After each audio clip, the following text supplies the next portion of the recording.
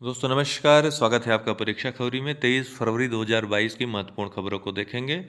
तो रसिया ने, जैसा कि लोगों ने उम्मीद नहीं की थी इतनी जल्दी इतना बड़ा डिसीजन ले लेगा, तो डिसीजन लेते हुए जो जॉर्जिया के साथ कुछ वर्षों पहले किया था, वही हाल यूक्रेन का उसने कर दिया।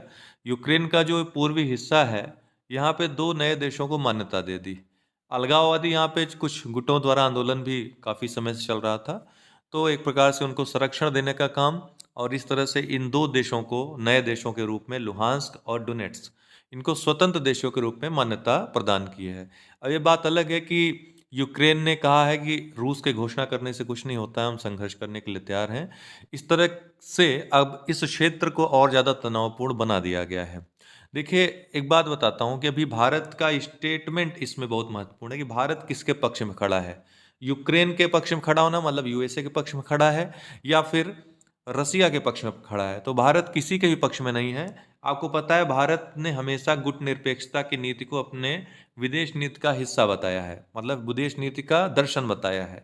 गुटनिरपेक्षता ये तटस्थता की बात नहीं करता है। तटस्थता मतलब होता है कि दोनों तरफ तनाव है तो हम किसी की तरफ ना बोलें, है ना, तटस्थ रहें। तो भारत तटस्थ नहीं होकर के भारत ने हमेशा सही का साथ दिया है।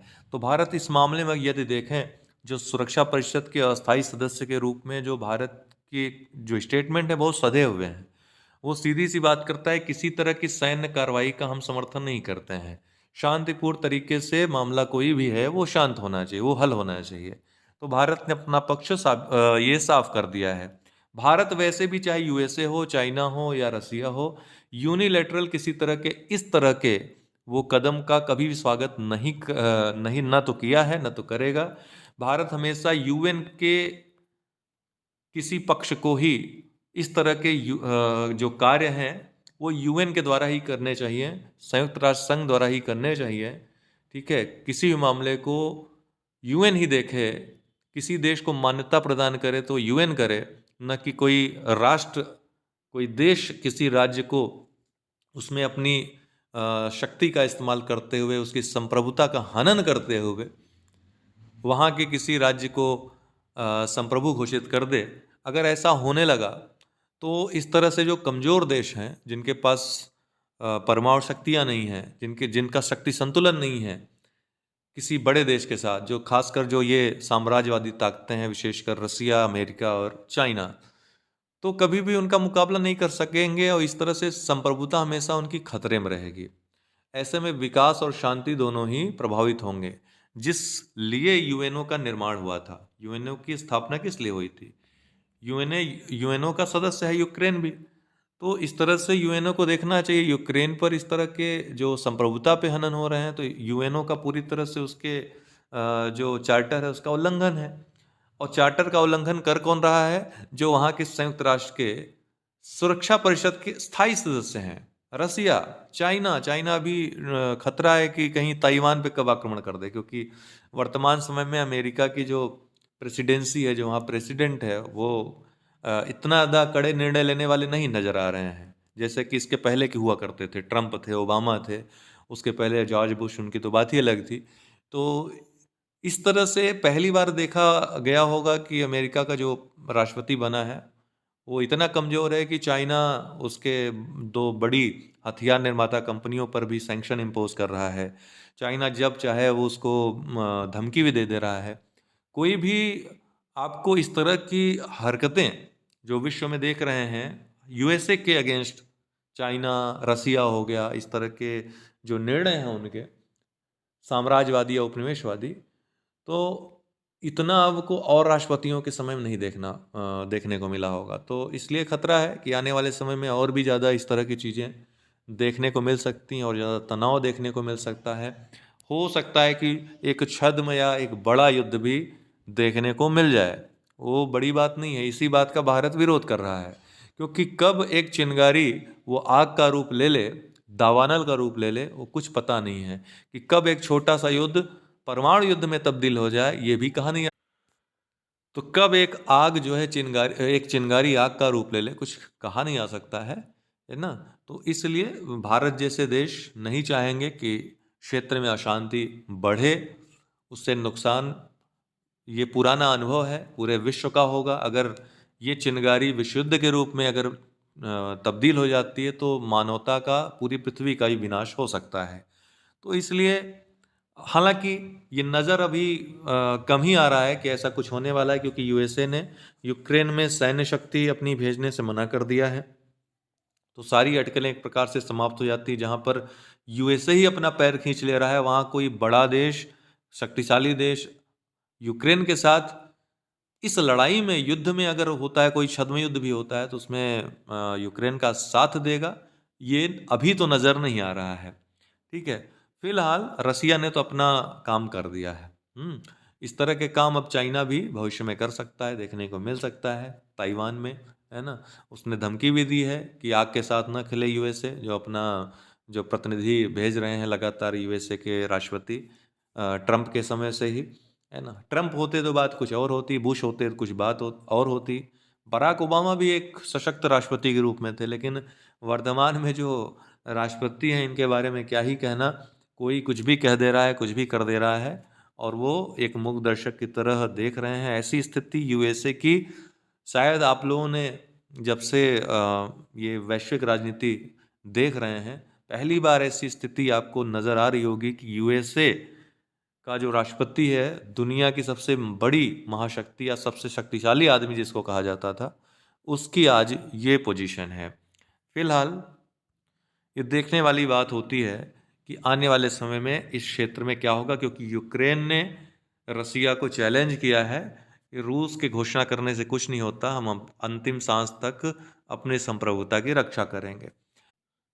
शिल्पोत्सव कोलेसिन्स, विदेश मंत्रालय भारतीय सांस्कृतिक संबंध परिषद के माध्यम से नई दिल्ली में 23 से 25 फरवरी 2022 के बीच एक शिल्पोत्सव कोलेसिन्स का आयोजन करेगा। यह आज़ादी का अमृत महोत्सव सप्ताह के तहत आयोजित किया जाएगा और 21 से 27 फरवरी तक मनाया जा रहा है।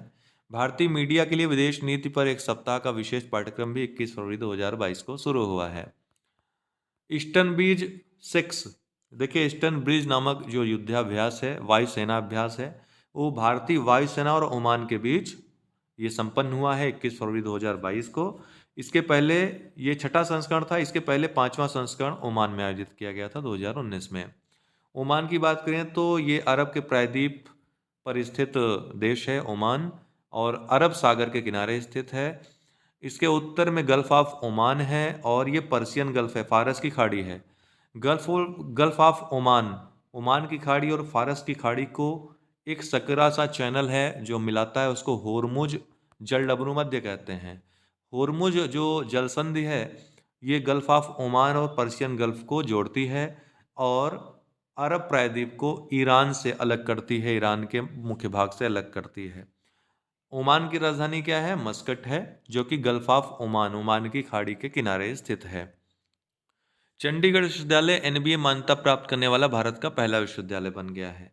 तो चंडीगढ़ विश्वविद्यालय को अपने सभी इंजीनियरिंग और एमबीए कार्यक्रमों के लिए राष्ट्रीय प्रत्यायन बोर्ड एनबीए से मान्यता प्राप्त हुई है। यह एनएएसी ए प्लस और एनबीए दोनों मान्यताएं प्राप्त करने वाला पूरे देश का एकमात्र विश्वविद्यालय बन गया है। इसकी इंजीनियरिंग और एमबीए डिग्री को वाशिंगटन समझौते के तहत अंतर्राष्ट्रीय मान्यता प्राप्त होगी। नासा ईएसए के सोलर ऑर्बिटर ने ली सबसे बड़े सौर प्रमुखता विस्फोट की तस्वीर। तो सोलर ऑर्बिटर अंतरिक्ष यान ने पूर्ण सौर डिस्क के साथ एक ही चित्र में देखे गए अब तक के सबसे बड़े सौर प्रमुखता प्रोमिनेंस की तस्वीर ली है।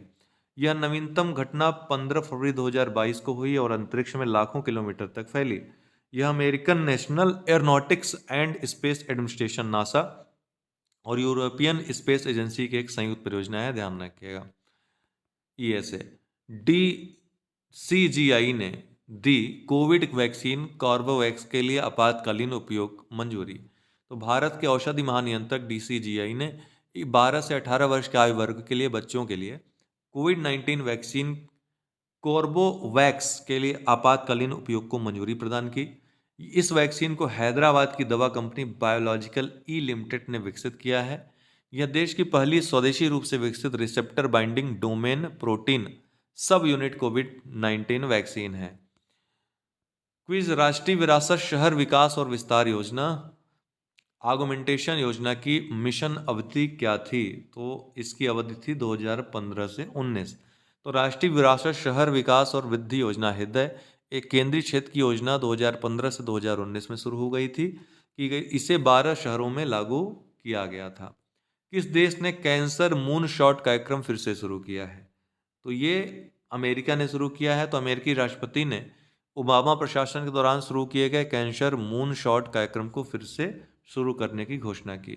आर्थिक think tank centre for monitoring Indian economy द्वारा जारी आंकड़ों के आधार पर जनवरी 2022 में बेरोजगारी की दर क्या दर्ज की गई थी?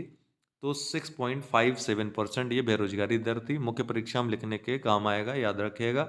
2022 शीतकालीन ओलंपिक बीजिंग का आधिकारिक नारा क्या है? तो यह साझा भविष्य के लिए एक साथ, together for a shared future. तो 2022 शीतकालीन ओलंपिक जो बीजिंग चाइना में होने वाले हैं, ये हो रहे हैं, शुरू हुए हैं। आधिकारिक नारा क्या है? एक साथ एक साझा भविष्य के लिए। 2022 में विश्वविद्यालय अनुदान आयोग के नए अध्यक्ष के रूप में किसे नियुक्त किया गया है? तो यूजीसी के नए अध्यक्ष कौन बने हैं? एम जगदीश कुमार बने हैं। कार टी सेल थेरेपी जो समाचारों में देखी गई थी, किस बीमारी के इलाज के प्रयोग की जाती है? मोस्ट इंपॉर्टेंट फैक्ट है, कैंसर के इलाज के लिए कार टी सेल थेरेपी। तो chimeric antigen receptor CAR CAR T cell therapy किसी व्यक्ति की टी कोशिकाओं को आनुवांशिक रूप से इंजीनियरिंग करके कैंसर कोशिकाओं को पहचानने और नष्ट करने का काम करती है। 2022 के लिए महाराष्ट्र की झांकी का विषय क्या था, जिसको पॉपुलर कैटेगरी में, लोकप्रिय कैटेगरी में अवार्ड मिला है? तो इसका विषय था महाराष्ट्र की जैव विविधता और राज्य जैव प्रतीक। दीपक दास के स्थान पर लेखा महानियंत्रक के रूप में कितने शपथ ली है? तो ये हैं सोनाली सिंह। तो भारत सरकार ने वित्त मंत्रालय के व्यय विभाग के तहत लेखा महानियंत्रक का अतिरिक्त प्रभार संभालने के लिए सोनाली सिंह को नियुक्त किया है। नीरज चोपड़ा की जीवनी, गोल्डन बॉय नीरज चोपड़ा के लेखक कौन है? तो नवदीप सिंह गिल ने यह पुस्तक लिखी है। खबरों में रहा पुनौरा धाम किस राज्य में स्थित है? ये बिहार में स्थित है। तो बिहार में स्थित पुनौरा धाम को स्वदेश दर्शन योजना के रामायण सर्किट में शामिल किया गया है। इसे पर्यटन मंत्रालय की प्रसाद योजना के तहत शामिल किया गया है। तो आज के लिए इतना ही। बहुत बहुत धन्यवाद। प्रसाद योजना किसका है? पर्यटन मंत्रालय का। ध्यान रखिएगा, प्रसाद से याद रखिएगा, ये प से याद रखिएगा, पी से पर्यटन, नहीं तो भूल जाएंगे और लगा देंगे संस्कृति मंत्रालय। तो दोनों मंत्रालयों में अंतर है और ऑप्शन में दोनों मंत्रालय रहेंगे। तो प्रसाद योजना पर्यटन मंत्रालय की योजना है, न कि संस्कृति मंत्रालय की। बता दे रहा हूँ, आएगा तो गलत ना हो आप लोगों का। बहुत बहुत धन्यवाद।